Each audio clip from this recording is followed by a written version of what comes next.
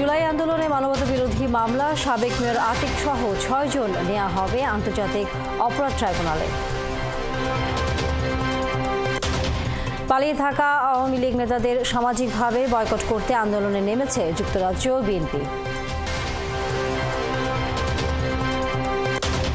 তিস্তা বাঁচানোর ২ দিনের মহাসমাবেশ আজ। দাবি আদায়ে সরকারকে চাপ প্রয়োগ সহ বিশ্বে তুলে ধরা হবে তিস্তার দুঃখ।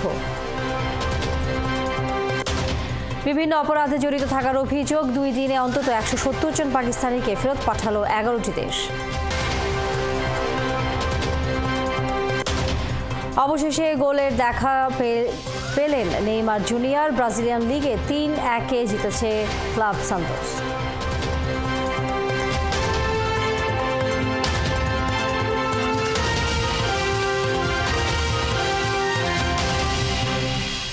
স্বাগত সংবাদ সংযোগে আপনাদের সাথে আছে আমি তানিয়া রহমান। শুনছিলেন প্রধান শিরোনাম, এবার পুরো খবর। জুলাই আন্দোলনে উত্তরা সংঘটিত গণহত্যা সহ মানবতা বিরোধী অপরাধে রাজধানীর উত্তরা ও গাজীপুর আওয়ামী লীগের ৫ নেতাকে ট্রাইব্যুনালে হাজির করা হয়েছে। তবে এই মামলায় সাবেক মেয়র আতিকুল ইসলামকে আনা হয়নি। সেখানে আছেন সহকর্মী সৈকত সাদিক, আমরা যুক্ত হচ্ছি তার সাথে। সৈকত, কোন মামলায় কতজনকে আজ হাজির করা হচ্ছে এবং শুনানি কখন শুরু হবে? 11 ফেব্রুয়ারি যখন সাবেক মেয়র রাজধানীর ঢাকার উত্তরের সিটি কর্পোরেশনের যে মেয়র আতিকুল ইসলাম সহ গাজীপুর ও টঙ্গী এলাকার বা উত্তরা এলাকার ৬ জন আওয়ামী লীগ নেতার যারা এই জুলাই আন্দোলনের গণহত্যা বা হত্যা গুলিবর্ষণ সহ যেই আন্দোলন দমনে যে আওয়ামী লীগ পুলিশ সহ যেই ব্যভিচার বা যেই ঘটনা ঘটেছে সেই ঘটনায় সরাসরি সম্পৃক্ত ছিলেন যেই ৫ জন আওয়ামী লীগ নেতা তাকে সহ, এবং এই ঘটনার ইন্ধনদাতা মদতদাতা হিসাবে উল্লেখ করে যেহেতু তখন উত্তর আওয়ামী লীগের উপদেষ্টা তিনি আতিকুল ইসলাম সহ ৬ জনকে কিন্তু আজকে এই আন্তর্জাতিক অপরাধ ট্রাইব্যুনালে হাজির করার জন্য নির্দেশ দেওয়া হয়েছিল। সেই মোতাবেকই কিন্তু আজকে সকালে রাজধানীর কাশিমপুর ও গাজীপুরের কাশিমপুর কারাগার থেকে এবং কেন্দ্রীয় কারাগার থেকে 2টি প্রিজন ভ্যানে ৫ জন আসামিকে নিয়ে আসা হয়েছে। ৫ জন আসামিকে নিয়ে আসা হয়েছে, তবে আওয়ামী লীগের যে তখনকার মেয়র আতিকুল ইসলাম তাকে নিয়ে আসা হয়নি। এবং আমরা আইনশৃঙ্খলা বাহিনীর সদস্য যারা এখানে ট্রাইব্যুনালে নিয়ে আসে তাদের থেকে আমরা জানতে চেষ্টা করেছি কেন এখন পর্যন্ত সাবেক মেয়র আতিককে আনা হলো না এবং তাকে কি আজকে আনা হবে কিনা সেই বিষয়ে তারা পুরোপুরি খবর না দিতে পারলেও তারাও বলছে আমরাও বিভিন্ন সূত্র থেকে জেনেছি যেহেতু সাবেক মেয়র আতিকুল ইসলাম উত্তরার ঘটনায় তাকে গ্রেপ্তার করা হয়েছিল গত 16 অক্টোবর। সেই সব উত্তরা পশ্চিম পূর্ব থানায় যেসব মামলা হয়েছিল সেই মামলায় তাকে আবারও রিমান্ডে নেওয়া হয়েছে এবং রিমান্ডে থাকার কারণেই ডিবির হেফাজতে তিনি আছেন, তাকে এখানে আজকে আনা হবে না এরকম একটা তথ্য জানিয়েছেন। তো যদিও শুনানি শুরু হবে হয়তো 12টার দিকে, এখন আমরা শুনানিতে গেলে বা তখন প্রসিকিউশন পক্ষ থেকে কি বলবে আতিককে হাজির করার বিষয়ে সেটা আমরা পরবর্তী সংবাদে জানিয়ে দিতে পারবো। তো কিন্তু যে 5 জন আসামিকে নিয়ে আসা হয়েছে 5 জনের মধ্যে যে রয়েছে উত্তরা পশ্চিম থানার আওয়ামী লীগের যে সভাপতি মনোয়ার হোসেন রবিন রয়েছে, মহানগর গাজীপুরের যে সাংগঠনিক সম্পাদক আওয়ামী লীগের কাউন্সিলর আব্দুল্লাল মামুন মণ্ডল রয়েছেন এবং অন্য 3 জন যে রয়েছেন উত্তরা পূর্ব থানার শিক্ষা বিষয়ক সম্পাদক শাহিনুর ইসলাম, উত্তরা 6 নং সেক্টরের বশির উদ্দিন মিয়া। এই যে 5 জন যারা রয়েছেন তাদের বিরুদ্ধে অভিযোগ হচ্ছে যে তারা জুলাই আগস্ট আন্দোলনে যে তখন যে বৈষম্য বিরোধী ছাত্ররা যখন যে রাজধানীর উত্তরা ছিল একটি গুরুত্বপূর্ণ স্পট, সেখানে যারা শিক্ষার্থীরা আন্দোলন করেছে সেই আন্দোলনের যখন গুলি চালিয়েছে এবং মানুষ মেরেছে ওই দিন 11 ফেব্রুয়ারি যেদিন শুনানি হয়েছিল এদিন প্রসিকিউটর বিএম সুলতান জানিয়েছিলেন, আদালতে জানিয়েছিলেন বিএম সুলতান মাহমুদ, তিনি বলেছিলেন যে উত্তরার ঘটনায় প্রায় 200 জনের বেশি ছাত্র জনতা মারা গেছে, শিশু মারা গেছে। সেই ঘটনায় কিন্তু এখানে একটি মামলা দায়ের হয়েছে, সেই মামলায় তাদের এখানে গ্রেপ্তার করা হয়েছে। কিন্তু আরেকটু বিষয় আপনাদের জানিয়ে রাখি, এই যে 5 জন এখানে নিয়ে আসা হয়েছে তাদের বিরুদ্ধে কিন্তু উত্তরা পশ্চিম পূর্ব থানা বা গাজীপুরের অন্যান্য থানায় কিন্তু এক একজনের বিরুদ্ধে কিন্তু এই উত্তরা জুলাই আন্দোলনের ঘটনা কিন্তু 5টা 6টা এবং তারও বেশি মামলা কিন্তু তাদের বিরুদ্ধে দায়ের হয়েছে এবং তারা বেশ কয়েকদিন যাবত গ্রেপ্তার রয়েছেন বা বিভিন্ন কারাগারে ছিল, তাদের আজকে নিয়ে আসা হয়েছে। এবং আমরা পরবর্তী শুনানির পর যেহেতু ট্রাইব্যুনালের চেয়ারম্যান বিচারপতি গোলাম মুর্তজা মজুমদারের নেতৃত্বাধীন ট্রাইব্যুনালে আজকে তাদের গ্রেপ্তারের বিষয়ে শুনানি হবে, সেই বিষয়ে আমরা পরবর্তী সংবাদে জানিয়ে দিতে পারবো তানিয়া যে আজকে তাদের ব্যাপারে কি হলো।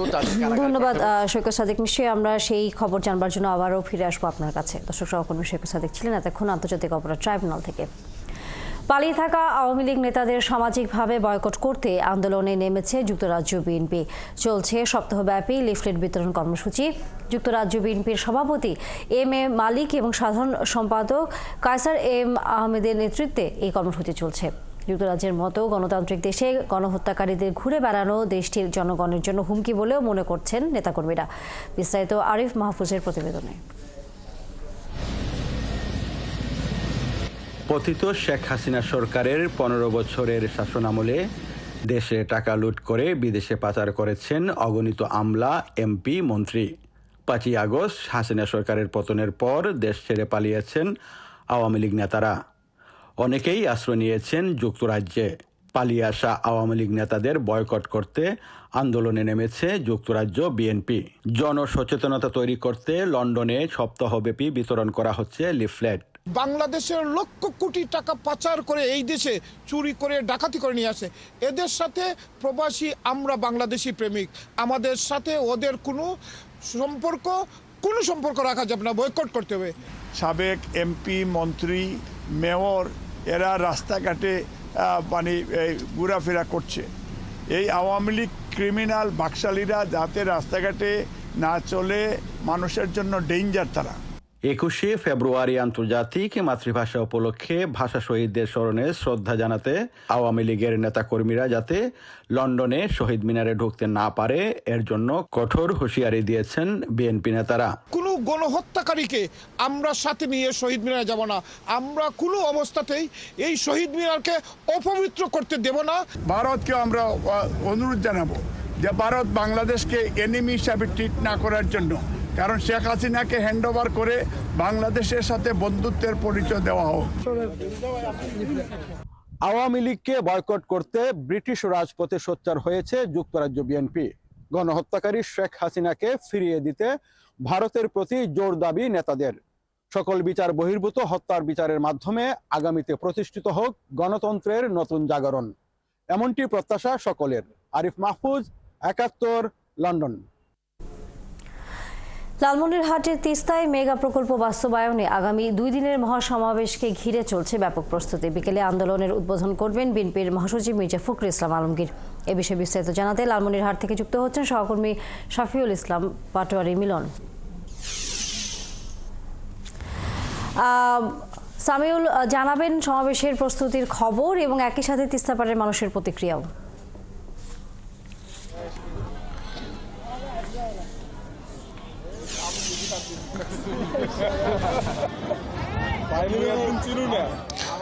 যে তিস্তাপাড়ার মানুষের প্রতিক্রিয়ার কথা যদি বলি তানিয়া, যে তিস্তাপাড়ার মানুষের প্রতিক্রিয়া একদম তাদের উচ্ছ্বাস মুখর অবস্থায় তারা এই আজকে তাদের যে দাবি আদায়ের যে সমাবেশ স্থলে তারা উপস্থিত হচ্ছে এবং প্রস্তুতিও রয়েছে ব্যাপক।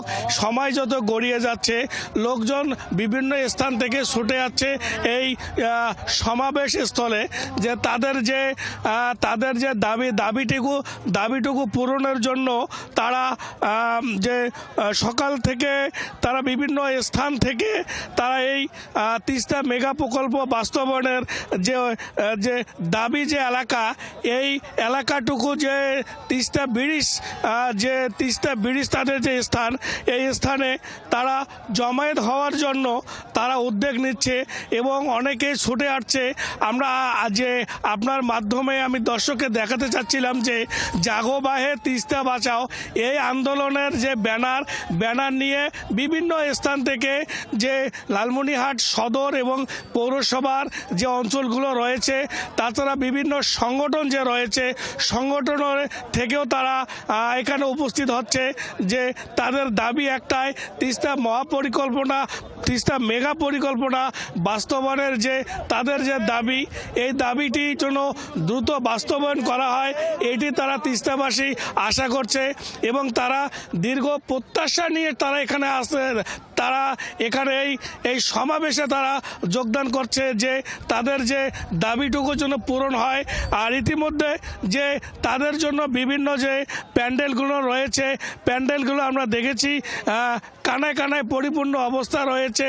এছাড়াও মুক্তিযোদ্ধা সংসদ ছাড়াও সাংবাদিকদের জন্য বিশেষ ব্যবস্থা, এবং বিভিন্ন যে তিস্তা পারে যে সমস্ত লোকজন রয়েছে তারা চর থেকে তারা চলে এসেছে, তাদের জন্য বিভিন্ন স্থানে তাদের প্যান্ডেলের ব্যবস্থা গ্রহণ করা হয়েছে।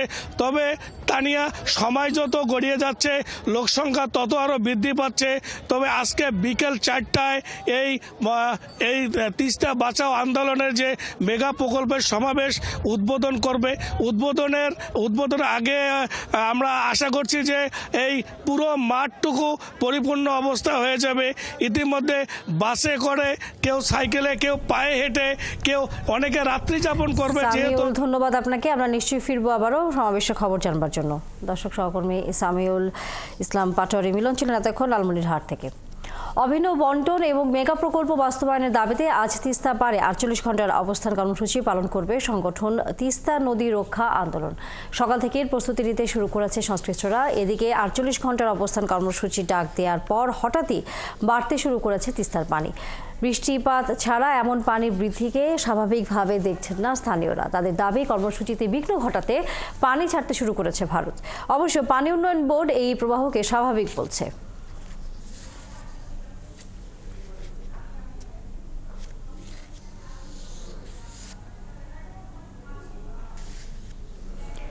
তিস্তা বাঁচাও আন্দোলনের নীলফামারী অংশের কর্মসূচির বিষয়ে জানাতে যোগ দিচ্ছেন সহকর্মী বিজয়।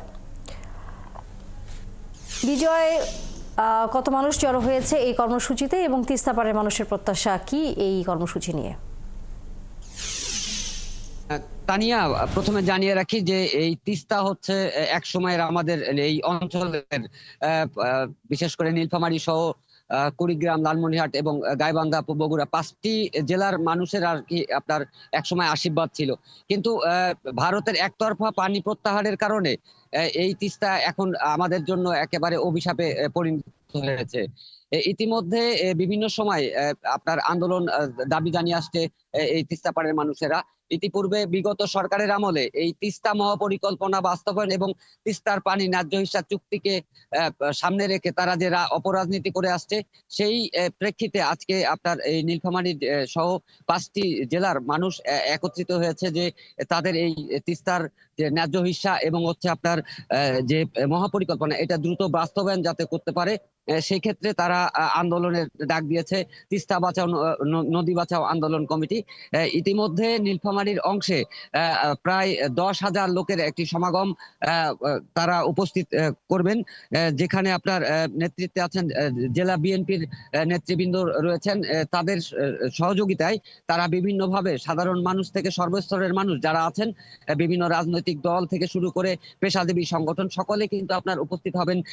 যেহেতু এই প্রোগ্রামটা শুরু হবে দুপুর 2টায়, যেটি জাতীয় সঙ্গীতের মাধ্যমে আপনার শুরু করার কথা, এবং সেখানে প্রধান অতিথি হিসেবে থাকবেন বিএনপির মহাসচিব মির্জা ফখরুল ইসলাম আলমগীর। তিনি এটি লালমনিরহাটের তিস্তা ব্রিজ যে পয়েন্ট রয়েছে সেই পয়েন্ট থেকে তিনি এটির উদ্বোধন করবেন, এবং তারপরে এখানকার যে 48 ঘন্টার কর্মসূচি সেটি শুরু হবে।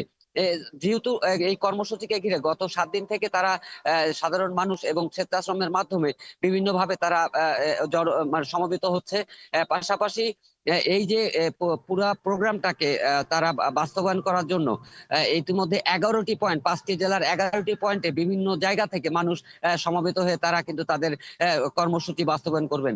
এবং আগামীকাল যে শেষ দিন, সেই ক্ষেত্রে সন্ধ্যা 7টায় বিএনপির ভারপ্রাপ্ত চেয়ারম্যান তারেক রহমান তিনিও এই আন্দোলনের সাথে সংহতি প্রকাশ করে তিনিও বক্তব্য রাখবেন। আমরা তিস্তা পাড়ের মানুষের সাথে কথা বলেছি, তাদের যেটি দাবি যে এই আন্দোলন তারা দীর্ঘদিন থেকে করে আসছে যে তিস্তার ন্যায্য হিসা যে পানির যে বন্টন সেটি যাতে স্বাভাবিকভাবে। বিজয় কাজল, অসংখ্য ধন্যবাদ নীলফামারী অংশের কর্মসূচি খবর জানানোর জন্য। ফিরবো নিশ্চয় পরবর্তীতে আবারও।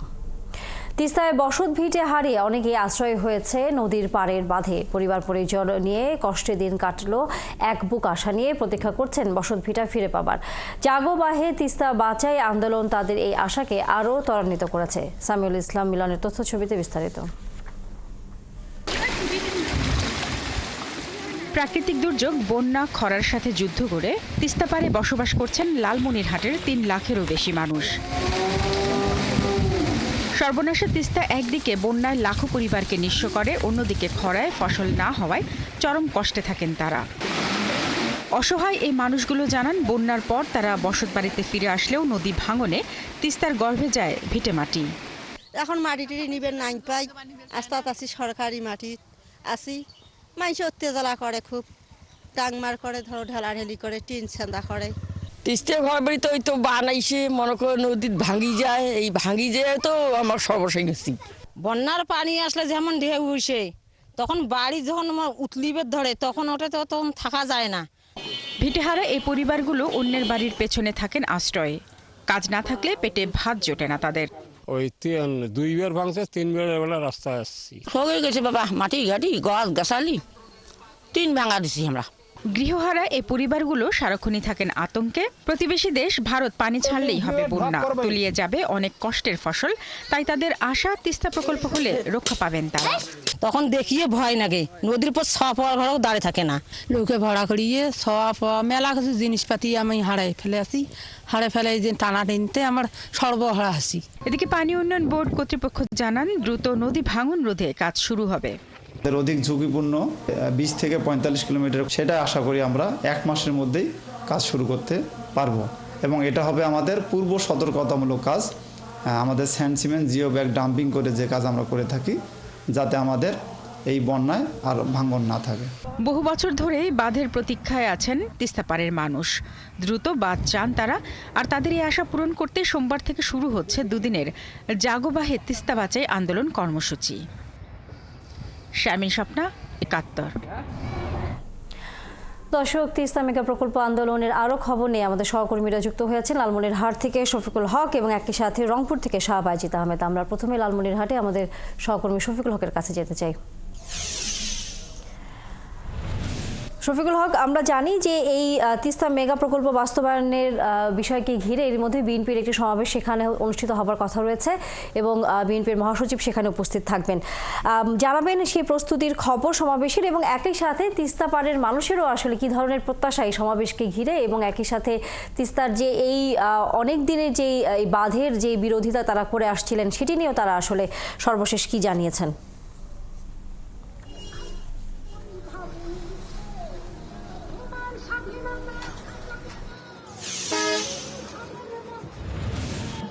তানিয়া, সর্বশেষ যদি বলতে হয়, তিস্তা পাড়ের যে মানুষ যারা রয়েছেন তারা আসলে জেগে উঠেছেন। আমরা দেখতে পেয়েছি তিস্তা নদী রক্ষা আন্দোলনের যেই 48 ঘন্টার যে কর্মসূচি, সেই কর্মসূচিকে ঘিরে কিন্তু এই তিস্তা পাড়ের যে মানুষ যারা রয়েছেন, এতদিন ধরে যারা দুঃখ দুর্দশা নিয়ে যারা বসবাস করছিলেন, তাদের মধ্যে একটু আশার সঞ্চার হয়েছে। এবং বিএনপির এই আজকের এই টানা 48 ঘন্টার এই কর্মসূচি আয়োজন করেছে ঠিকই, কিন্তু এখানে আমরা দেখতে পেয়েছি যে এই তিস্তা পাড়ের যেই মানুষ যারা রয়েছেন তাদেরও স্বতঃস্ফূর্ত অংশগ্রহণ রয়েছে। এবং আমরা এখন রয়েছি তিস্তার যে রেল সেতুটি যেখানে রয়েছে লালমনিরহাটে, এবং এখান থেকেই মূলত আজ বিকেলে এই টানা 48 ঘন্টার কর্মসূচির মূল আনুষ্ঠানিক উদ্বোধন করবেন বিএনপি মহাসচিব মির্জা ফখরুল ইসলাম আলমগীর। এবং সেই যে স্থান থেকে সেই উদ্বোধনটি অনুষ্ঠিত হবে, সেই স্থানে কিন্তু তিস্তা নদী রক্ষা আন্দোলনের পক্ষ থেকে ব্যাপক প্রস্তুতি নেওয়া হচ্ছে। ছবিতেই হয়তো দেখতে পাবেন যে তিস্তা নদীর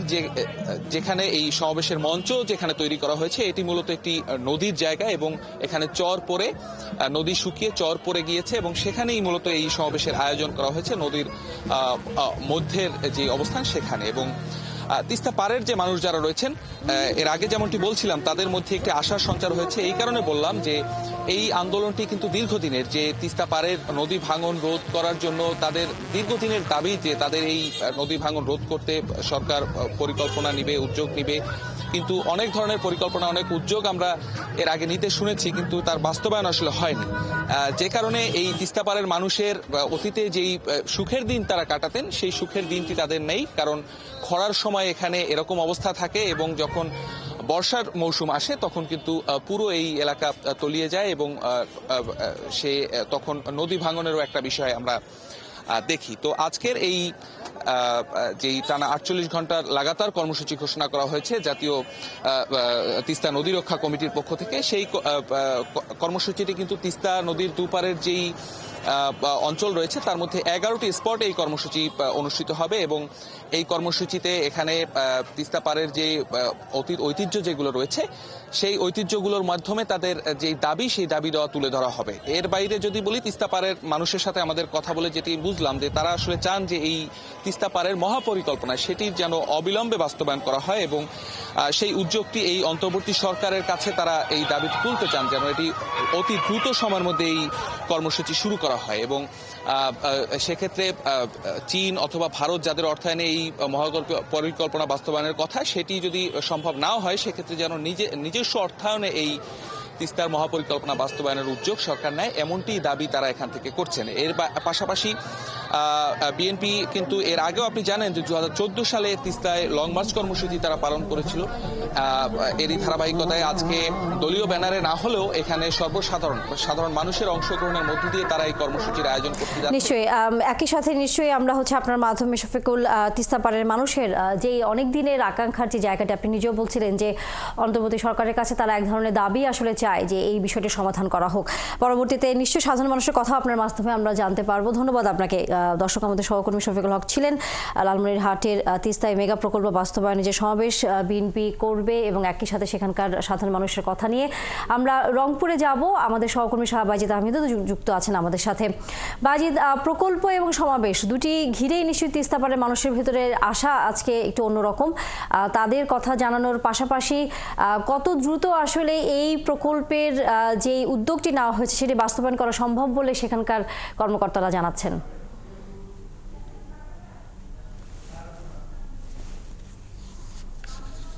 হ্যালো, হ্যাঁ আপু,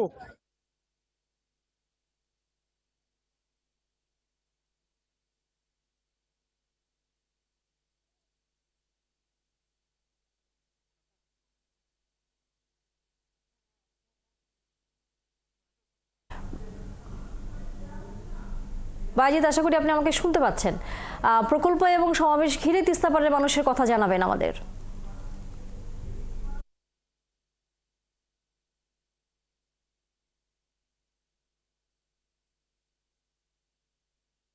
তিস্তা এই যে আজকের যে 48 ঘন্টার কর্মসূচি, সেই কর্মসূচি ঘিরে তিস্তা পারে সাজ রব রঙে রঙের ব্যানার ফেস্টুনে ছেয়ে গেছে এবং তাঁবু টানানো হয়েছে এবং লক্ষাধিক লোকের সমাগম এখানে হবে এবং সেই জন্য সমস্ত প্রস্তুতি রাখা হয়েছে এবং এখানে খাবারের জন্য বিভিন্ন ভাবে তাদের খাবার তৈরি করা হয়েছে। মঞ্চে লোকজন বসানোর জন্য ব্যবস্থা রাখা হয়েছে।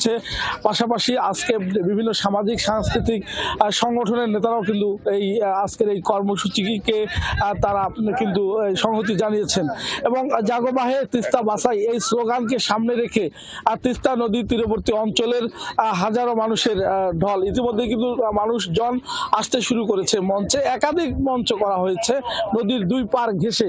আপনি জানেন যে রংপুর বিভাগের 8 জেলার মধ্যে 5টি জেলার 11টি পয়েন্টে এরকম কর্মসূচি রয়েছে। তাদের মূল দাবি হলো তিস্তা মহাপরিকল্পনা বাস্তবায়ন এবং এই তিস্তার ন্যায্য হিসাব পানির দাবিতে তাদের আজকের এই 48 ঘন্টা কর্মসূচি শুরু হয়েছে। আমরা তিস্তা পাড়ের দু একজনের সাথে কথা বলবো। আপনার কাছে জানতে চাই আজকে কি কি কর্মসূচি রয়েছে এবং আপনাদের প্রধান দাবিটা কি? আসলে আপনাদের মাধ্যমে আমি বাংলাদেশ এবং বিশ্ববাসীকে জানাই দিতে চাই, এই তিস্তা নদীর তীরবর্তী ঘেঁষে যত মানুষের অবস্থান আবাস, এরা কিন্তু ছিন্নমূল, এরা কিন্তু স্থায়ী কোনো সমাধান পায় নাই। এই স্থায়ী সমাধানের জন্য এই তিস্তা মহাপরিকল্পনার ডাক দিয়েছেন অধ্যক্ষ আসাদুল হাবিব দুলু মহোদয় এবং তার নির্দেশক্রমেই কালীগঞ্জ আদিতবাড়ির নেতা রকুনউদ্দিন বাবুল নেতৃত্বে আজকে আমরা এখানে অবস্থান করছি। কিন্তু এই চরের মানুষ এই দীর্ঘদিনের এই দাবি, তারা চায় এই নদীটি যখন পানির প্রয়োজন তখন যেন ন্যায্য পানি পায় এবং যেমন বন্যার সময় তখন যেন অতিরিক্ত পানি দিয়ে কৃষি ফসল, বাড়ি ঘর, পশু পাখি ইত্যাদির জন্য নষ্ট না হয়, সেই দাবিতে এখানকার মানুষ আজকে ঐক্যবদ্ধ হয়েছে। আপনারা দেখতেছেন ইতিমধ্যেই মানুষের ঢল নেমেছে। আজ এবং আগামীকাল 48 ঘন্টার অবস্থান কর্মসূচিতে তারা শরিক হয়ে এই দাবি আদায় করার জন্য বদ্ধপরিকর। শুনছিলেন তানিয়া, মানুষের কিন্তু উচ্ছ্বাস এবং আনন্দের ঢেউ রয়েছে। আপনি জানেন যে গত 1 দশকেরও বেশি সময় এই তিস্তা নদীকে ঘিরে কিন্তু আন্দোলন কর্মসূচি চলছে, নানা ব্যানারে কিন্তু এই কর্মসূচি চলছে। 2011 সালে যখন মনমোহন সিং এসেছিল তখন এই তিস্তা চুক্তি হওয়ার কথা ছিল, কিন্তু একটি কারণে হয়নি এবং তখন থেকে কিন্তু আন্দোলনে দানা বাঁধে এবং নানা লড়াই সংগ্রাম করে এই অঞ্চলে। আপনার মাধ্যমে তিস্তা মেগা প্রকল্প আন্দোলনের খবর আমরা জানছিলাম এবং একই সাথে এই আন্দোলনকে ঘিরে বিএনপি সমাবেশেরও খবর আসলে জানাচ্ছিলেন দর্শক আমাদের সহকর্মীরা। ঘন কুয়াশায় ঢাকা মাওয়া এক্সপ্রেসওয়ে শ্রীনগরে বাস, পিকআপ ভ্যান ও কাভার্ড ভ্যানের সংঘর্ষে আহত 15 জন। ঘন কুয়াশায় ঢাকা মাওয়া এক্সপ্রেসওয়ে শ্রীনগরের কামারখোলা অংশে 3টি যানবাহনের সংঘর্ষে 1 জন গুরুতর সহ মোট 15 জন আহত হয়েছে। হাসারা হাইওয়ে থানার ভারপ্রাপ্ত কর্মকর্তা আব্দুল কাদের জিলানী জানান, সোমবার সকাল 7:30টার দিকে এই দুর্ঘটনা ঘটে। কুয়াশার কারণে নিয়ন্ত্রণ হারিয়ে ধীর গতির ঢাকামুখী পিকআপ ভ্যানের পেছনে একটি কাভার্ড ভ্যান ধাক্কা দেয়। পরবর্তীতে ইমাদ পরিবহনের যাত্রীবাহী বাস এসে কাভার্ড ভ্যানের পেছনে ধাক্কা দিলে কাভার্ড ভ্যানের হেলপারের গায়ে গুরুতর আঘাত পাওয়ায় তাকে হাসপাতালে পাঠানো হয়। আর বাসের অন্তত 14 জন সামান্য আঘাত পেয়েছে বলে জানান ওসি। 3টি গাড়িকে রেকার দিয়ে থানায় নিয়ে যাচ্ছে বলে জানান ওসি।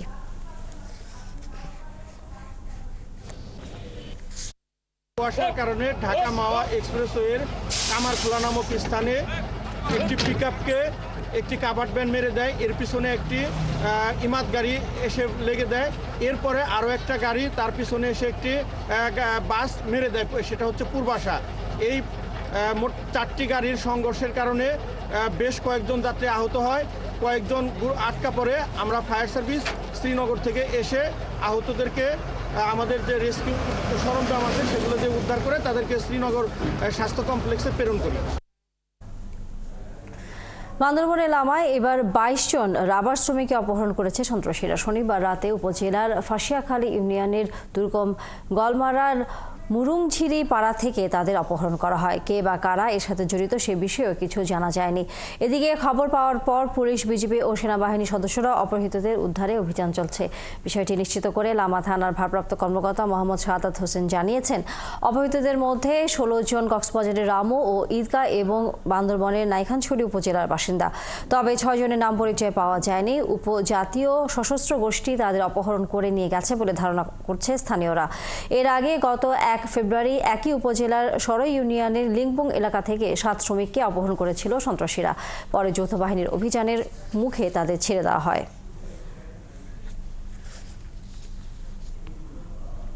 এ বিষয়ে বিস্তারিত জানাতে বান্দরবন থেকে যুক্ত হচ্ছেন সহকর্মী জহির রায়হান। জহিন, যারা অপহৃত হয়েছেন তাদের বিষয়ে সর্বশেষ কোনো খবর পেয়েছেন কি? যেমনটা বলেছেন, গত শনিবার আসলে শ্রমিক এই যে রাবার শ্রমিকদেরকে অপহরণ করে নিয়ে যায়। গতকাল রাতে আসলে মুঠোফোনে যে শ্রমিকদেরকে অপহরণ করে নিয়ে গেছে, সে এক শ্রমিকের মুঠোফোন থেকে রাবার মালিকদেরকে জানিয়েছে প্রতি যে রাবার শ্রমিকগুলির জনপ্রতি ওনাদেরকে 50,000 টাকা করে মুক্তিপণ দিতে হবে এ বলে ওদের চাঁদা দাবি করেছে।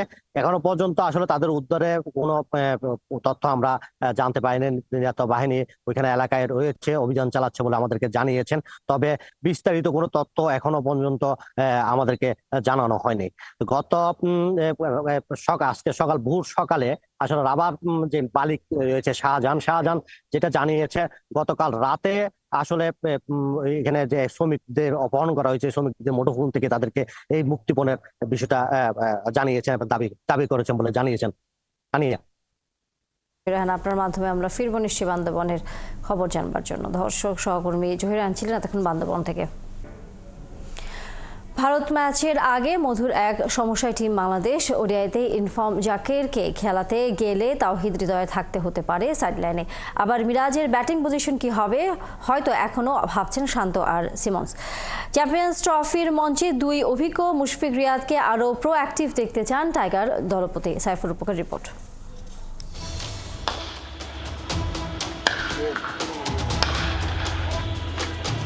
কি চলছে? ভারতীয়দের পিটিয়ে বলে সুতা খুলে দেওয়ার মহড়া? জাকের আলী কি পিঞ্চ হিটিংয়ে ফিনিশিংয়ে বাংলাদেশের বড় ভরসা? কোচ সালাউদ্দিনের মাথা নাড়ানো শরীরের ভাষা বলে দেয় জাকেরের শটে পাওয়ার আর টাইমিং সবই আছে। ক্যারিবিয়ান বোলারদের বল ঠিক এভাবেই সীমানার বাইরে পাঠিয়েছিলেন। এবার চ্যাম্পিয়ন্স ট্রফিতেও ধুমধুমার ব্যাটিং দেখাতে মুখিয়ে। মুশফিকুর রহিম, তাহিদ হৃদয়ের অনুপস্থিতিতে আফগানিস্তান এবং ওয়েস্ট ইন্ডিজের বিপক্ষে সুযোগ পান জাকের। এখন অবধি 5 ম্যাচের 3টাতেই দুর্দান্ত নক। উইলোর তেজ দেখিয়ে টিম ম্যানেজমেন্টকে মধুর সমস্যায় ফেলে দিচ্ছেন জাকের আলী অনিক। ওপেনিংয়ে সৌম্য, তানজিদ, ওয়ান ডাউনে কাপ্তান শান্ত। সবশেষ 2 সিরিজে নাম্বার 4-এ খেলে সফল মেহেদি মিরাজ। মুশফিক আর মাহমুদুল্লাহ অটো চয়েস। জাকের নিজ জায়গায় ধরে রাখলে একাদশের বাইরেই থাকতে হতে পারে তাহিদ হৃদয়কে। ইনজুরির কারণে আমরা 2-3টা প্লেয়ার খেলতে পারি নাই। এই সুযোগে যেটা হয়েছে, জাকের আলী অনেক ব্রিলিয়েন্ট একটা সিরিজ গেছে ওর। রিয়াদ ভাই তো ভালো করছেন, মিরাজ নাম্বার 4-এ ভালো ব্যাটিং করছেন। সো আমরা আসলে বুঝতে পেরেছি আসলে কোন জায়গায় কাকে ফিট করা যাবে এবং কে কতটুকু ভালো অবস্থানে আছে। সো এই ইনজুরিটাও একটু আমাদের টিমের জন্য ভালো হয়েছে যে সবাইকে একটু দেখার সুযোগ হয়েছে। বাট আমরা ব্যাটিং অর্ডার নিয়ে মোটামুটি ক্লিয়ার আছি, কে কোথায় ব্যাটিং করবে, কে কখন ব্যাটিংয়ে নামবে এবং কার কি রোল। সো এটা নিয়ে খুব বেশি একটা আমাদের প্রবলেম হবে। 7 ব্যাটার, 8-এ রিশাদ অথবা নাসুম, এরপর 3 পেসার। মিডল ওভারে স্কোরবোর্ড সচল রাখার পাশাপাশি 2 অভিজ্ঞ মুশফিক এবং মাহমুদুল্লাহকে ভিন্ন রোলেও দেখতে চান টাইগার দলপতি। অ্যাজ এ ক্যাপ্টেন আমি যে জিনিসটা সবসময় চিন্তা করি যে কোনো ইন্ডিভিজুয়াল প্লেয়ারের ওপরে আমি ভরসা করতে চাই না। পুরো টিম হিসেবে যদি আমরা খেলতে পারি, যেদিন যেই প্লেয়ারটা ভালো খেলবো ও দায়িত্ব নিয়ে যেন খেলাটা জিতাই, অবশ্যই ওই আশাটাই প্রত্যেকটা প্লেয়ারের কাছ থেকে করি। এবং যে জিনিসটা আমি চাইবো রিয়াদ ভাই, মুশফিক ভাইয়ের কাছে, তাদের এক্সপিরিয়েন্সটা যেন প্রত্যেকটা প্লেয়ারের কাছে দেয় এবং মাঠের ভিতরে স্পেশালি যখন খেলাটা চলবে তাদের ভিতরে যদি কোনো আইডিয়াস থাকে অবশ্যই যেন এটা ওই প্লেয়ারটাকে শেয়ার করে। দুবাইয়ের মাঠে ওডিআইতে কখনো ভারতকে হারাতে পারেনি বাংলাদেশ। শান্তরা আত্মবিশ্বাস খুঁজে নিতে পারে বাংলাদেশ অনূর্ধ্ব 19 দলের কীর্তি থেকে। এই তো মাস 2 আগে মরুর বুকে ওই মাঠে ভারতীয় যুবাদের উড়িয়ে এশিয়ার সেরা হয় আজিজুল হাকিম তামিমের দল।